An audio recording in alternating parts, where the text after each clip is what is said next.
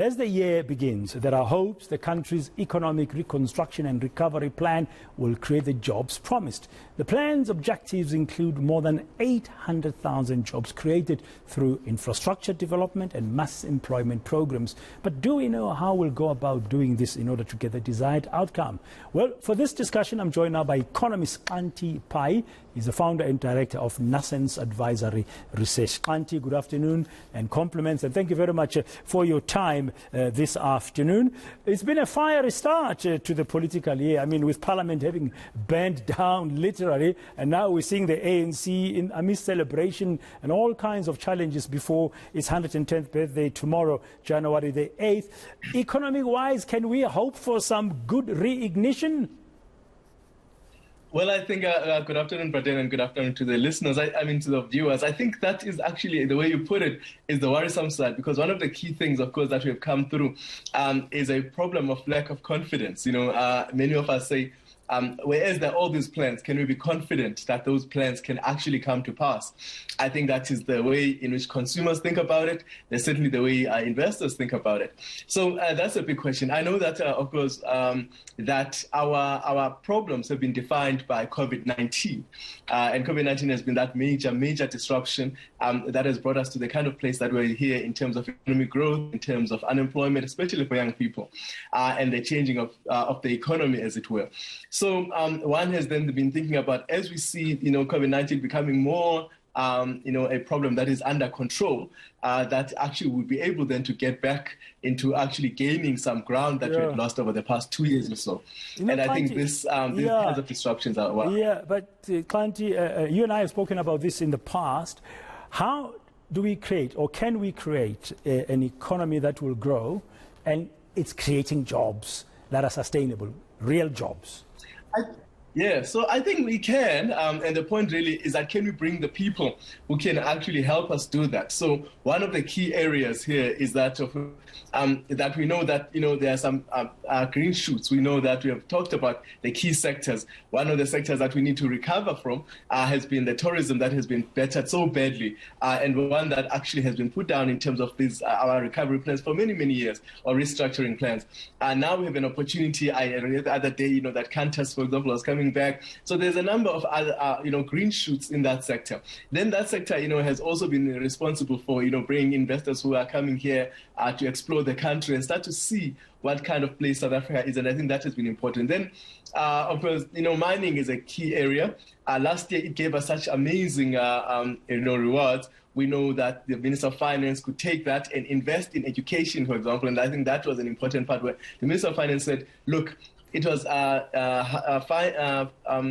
mining that has given us this grand opportunity to be able to have extra cash in the kitty. So it has a possibility, especially when we think about the new minerals. So we can bring in more people there.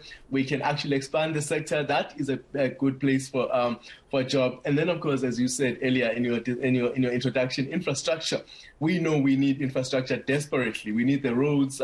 We need the railways, because that's how we're going to be able to export our agricultural produce. That's how we're going to have people in the roads traveling into the various places in South Africa to see where people live, how they live, so that tourism sector. So all of these things are important. And of course, infrastructure and energy, we need to make sure that energy is much more reliable. That has been, going on, I guess, in terms of renewable energy. So we can do all of these things. Where the problem is whether or not we we are in a space and the kind of political, I guess, environment to be able to deliver on that. And these are the kind of concerns, I think, at the videos that we're showing are starting to give us. Xhanti, the other concern that pops up now as you're answering my question is, yes, infrastructure we can build, but I mean we are not looking after it very well. I mean, for the future, there's also opportunities there. I mean, just look what has happened in Parliament. I mean, valves closed and sprinklers not serviced since 2017. That just on its own could be doing a lot create a lot of jobs, especially at the local government level.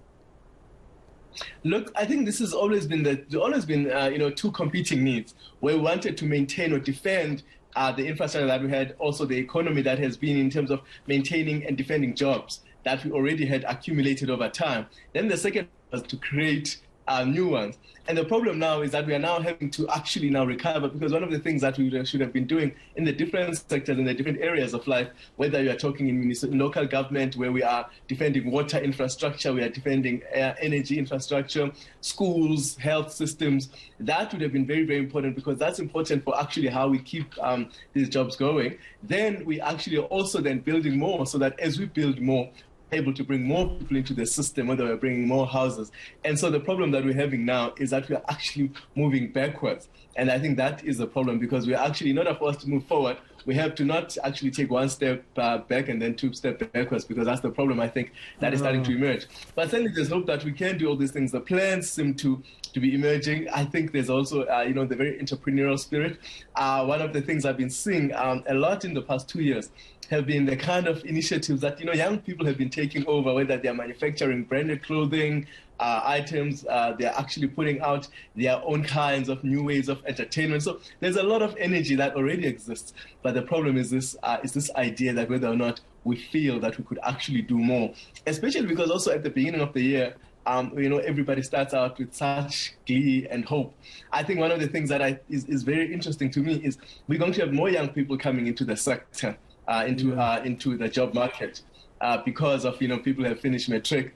And where are we going to place those people? What kind of further pressure we're going to face this year as we have more and more young people outside of work? So we can't fail in terms of actually making sure that we're going forward, because we will, as I say, not only be able to actually sustain these things, we may move backward with the kind of tensions that you're starting to see in our society. Xhanti, in a minute, as we conclude, please, in a minute. I mean, does it then come down to inspiring leadership, rolling up off sleeves type of leadership and getting things done? Absolutely, and I think what is important is that we're going to have to find leadership amongst all of ourselves, all our initiatives. So we can't now rely only on political leadership. I think that has been our big mistake, that we look everybody says, what is government doing? We're going to have to look amongst each other and say, how do we collaborate as small businesses? How do we collaborate as young people? How do we collaborate as NGOs to make sure that we actually move to the places where we think and we believe we can? Thank you very much for your insights. As usual, Economist Xhanti Payi is the founder and director of Nascence Advisory and Research.